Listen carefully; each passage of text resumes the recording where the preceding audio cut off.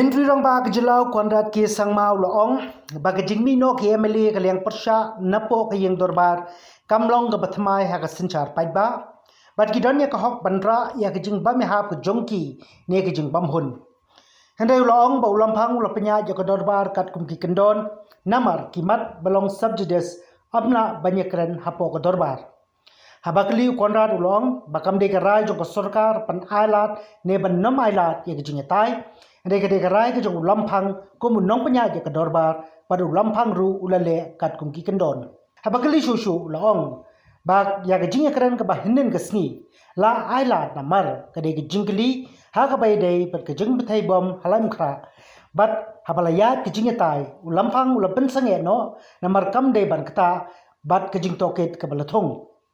Ukondar ulaong ru ba amla banwanra ya ke Jingiakren halo ke Jingdawa wengkam kadai bandon lang bat kadau kaya day lang ru bat ke jing toket bat la day ban sngoto ba kamlong ke badai Jingiakren ya ke bakta ya ke jing toket kiamale ke kongres ke badon hakaliang persya menta ke sngi ke badai ru ke sngi ke basau jong dorbar senrai ke lamino na pok ing dorbar ban persya ya ke jing bam yola banyatai ya ke short duration discussion kabalawanra da chief whip kaliang persya uba proses di saukbi halo ke Jingdawa wengkam chipori ke he Pulit badon kti ha ke jingyap unong ilam brem ke JLC ha ka bakila perdaru persya ya ke sorkar.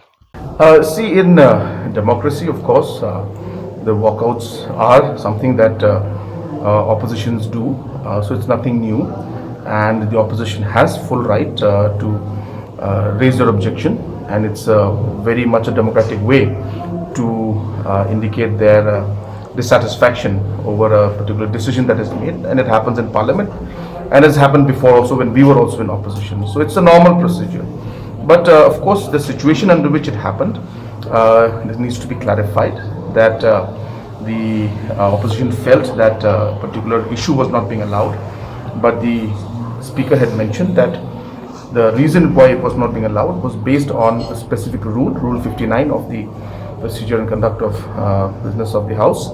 So based on that rule, any subject that is under a judiciary or a quasi-judiciary inquiry cannot be taken up, any sub judice, and cannot be taken up during the session. So based on that rule, the speaker had simply followed those rules and did not allow that. So therefore it was not very proper, I should say, that on that issue the walkout should have been there, but that's up to the opposition. I don't have any comments on that stand of theirs. But as I said, as a walkout, it's a normal practice. They have right, but in terms of the issue, that the reason why it wasn't allowed, the speaker was following only the procedures and the rules that are prescribed as per the conduct. So well, the suspension is on the basis of a particular reason, and that particular reason for which they are demanding for the suspension is linked to the inquiry. So obviously there doesn't require rocket science for one to realize that this particular demand for suspension is linked to the inquiry, and therefore obviously it is under the it falls, I mean, it's sub judice in nature. The short duration discussion was admitted today, and the withdrawal came only after the letter came from the government. So people are out on the streets, lakhs of people are out on the streets voicing concerns about what has happened in the state. We'll be found fumbling on our duty, sir, if we do not take up the discussion, sir, as we had moved the special short duration discussion focusing on the suspension of the SP, sir. I would just like to add one point here, that even yesterday when the question hour was going on, the honorable member from Meghalaya himself, towards the end of the question while it was moving on, he himself said that this is sub judice, it should not have been allowed. Why was this allowed? Is the statement he made. So it is his suggestion only. And the point that he's making, which he made yesterday, is what we're following. The matter is that the facts will come out. Demand was there for a judicial inquiry. That is why it has been set. And these factors and these issues will impact this inquiry. It will be incorrect from a rule, from the entire procedure point of view, to bring in something that is in that line, sir. And that point was mentioned yesterday by the honorable member himself. So therefore, sir, it is not on the basis of the fact that we don't want to discuss this, but there are certain constraints which even the House has to honor and has to see, and that's why it is happening. So therefore, sir, the question was raised yesterday. The Honorable Home Minister has given a very exhaustive reply in this thing, and the most important aspect is that the judicial inquiry is there, and all the facts and the realities will come out in the judicial inquiry, and we should give the chance to the judicial inquiry to be completed, sir. Sir, Mr. Speaker, sir.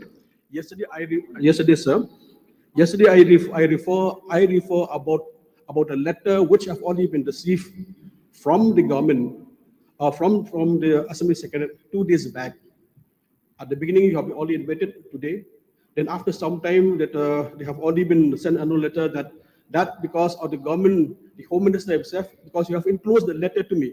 If you didn't enclose the letter to me, I don't know anything about what is going on or going wrong. In that letter, Home Minister himself have already mentioned that he had already been obtained the opinion from the Advocate General, and he said, and he referred the Rule 59, which is no scope for discussion. He also mentioned about the subject is I refer whatever letter have received to me. See, because of that reason, so yesterday I said how you reply. Mistake is already committed since yesterday because he replied. That's why I raised about subjects. But sir, regarding with this matter, which have already been raised, we request, if possible, if not, it is up to you, sir, because you are the final authority to give judgment. But if not, from our side, as a mark of a protest, because this is the voice of the people, the voice of the state, we have to stay out for some time, sir. Sir, Honorable Speaker, sir. Sir, this is something that we need to really think about. It's not just to raise our voices and keep screaming at each other. So yesterday, the whole issue was relating to the IED blast, the question. Now that question, IED blast, led to the questions of killing of late Cherisafil. Thank you. Now, sir, at that point of time, had the Honorable Home Minister stopped or avoided or sought your permission not to go ahead, then, sir, things would have stopped there. And, sir, your Honorable Speaker, sir, you also allowed, sir, the discussion to go further, and then the questions went on, and there was no question of sub judice. No, I have given the ruling yesterday because Sir. I have allowed to a limited scope for discussion. That was a question hour. Okay, so I can understand that how I can take it. Why I have accepted this letter which has come from the government is basically it refers to Rule 59. I have already spelled it out. If you want, I can again. Which I am sure that all of you are aware very much about it. Okay, so I'm afraid that this might, might have some sort of reflection as far as the inquiry is concerned. That is on that ground, and I have to forward the letter which I have received from the government to the honourable member. So we assure you that we'll confine strictly within the boundaries of what we want to talk, not beyond whatever that is going to be sub judice, sir. Mr. Speaker, sir, the demand for suspension of the concerned officers is not at all something which can be considered as a matter of sub judice. Now, from the stand of the government, it proves beyond reasonable doubt that they are hell-bent on sticking to the decision that they have taken, and they want to completely stonewall any possibility of discussion on this so that we can have a logical conclusion and have a conscious decision to be taken by the government based on an offshoot of the deliberation of this August House. It would have been rather an opportunity for the government to actually review their stand and take a conscious decision which is considered best for the interest of the state. Now, in absence of that, we understand that even discussion on the subject will be meaningless because they will not be willing to even, probably, in other words, it will all fall in deaf ears. Because even yesterday's proceeding, what we saw, Mr. Speaker, sir, is that when we heard the submission of the Honorable CM, he seemed to have been disconnected because the fact that the minister in charge whom have gone ahead in replying those subjects which should have been avoided is what was referred to by the Honorable Commissioner, that was supposed to be sub judice, you have replied. Now, but the most important part is that I think the intent of the government is very clear before us. We will not, in futility, engage in discussion and debate. We work out to demonstrate our disapproval and our complete sense of lack of confidence on the intent of the government.